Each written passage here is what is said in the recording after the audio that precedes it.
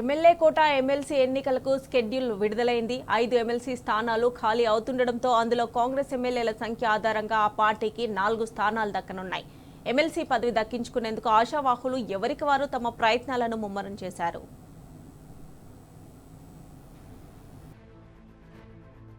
MLA కోట MLC ఎన్నికల schedule విడుదలైంది.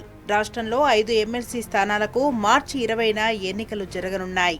అదే రోజు కౌంటింగ్ జరుగుతుంది. మార్చి 3న ఎన్నికలకు నోటిఫికేషన్ విడుదల కానుంది. బీఆర్ఎస్ ఎమ్మెల్యేలు మహమూద్ అలీ, సత్యవతి రాథోడ్, సేరి సుభాష్ రెడ్డి, ఎగ్గే మల్లేష్, ఎంఐఎం ఎమ్మెల్సీ మీర్జా రియాజుల్ హుసేన్ల పదవీకాలం ముగుస్తుండటంతో ఎన్నికలకు నోటిఫికేషన్ విడుదల చేసింది ఎన్నికల సంఘం. శాసనసభలో పార్టీల ఎమ్మెల్యేల సంఖ్య బలం ఆధారంగా కాంగ్రెస్ పార్టీకి 4 ఎమ్మెల్సీలు, బీఆర్ఎస్ పార్టీకి 1 ఎమ్మెల్సీ దక్కనుంది.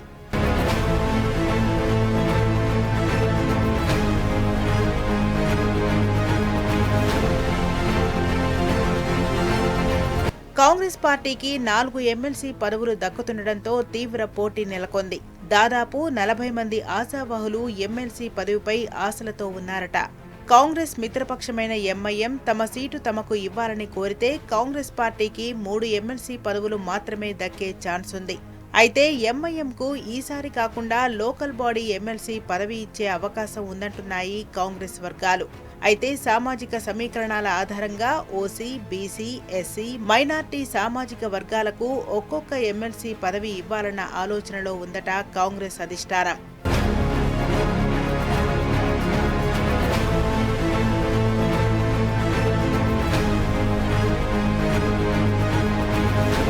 సామాజిక సమీకరణాల వారీగా ఆశావాహులను చూస్తే ఓసీ సామాజిక వర్గం నుంచి మాజీ మంత్రి Janareddy, Jeevan Reddy, PCC working president Jaggareddy, Kamma సామాజిక వర్గం నుంచి పీసీసీ మాజీ వర్కింగ్ ప్రెసిడెంట్ కుసుమకుమార్ వంటి నేతలు రేసులో ఉన్నారు.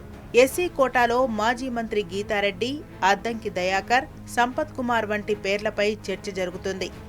ఇక బీసీ సామాజిక వర్గం నుంచి మాజీ ఎంపీ మధు యాష్కి గౌడ్, ఎమ్మెల్సీ ఎగ్గే మల్లేశం, నీలం మధు, ముదిరాజ్ వంటి పేర్లు ప్రధానంగా చర్చలో ఉన్నాయి. ఇక మైనార్టీ కోటాలో మాజీ మంత్రి షబ్బీర్ అలీ, ఫిరోజ్ ఖాన్, అజ్మతుల్లా హుసేన్, మహమ్మద్ అజారుద్దీన్, సీఎం సన్నిహితుడు ఫయీం పేర్లు ప్రచారంలో ఉన్నాయి.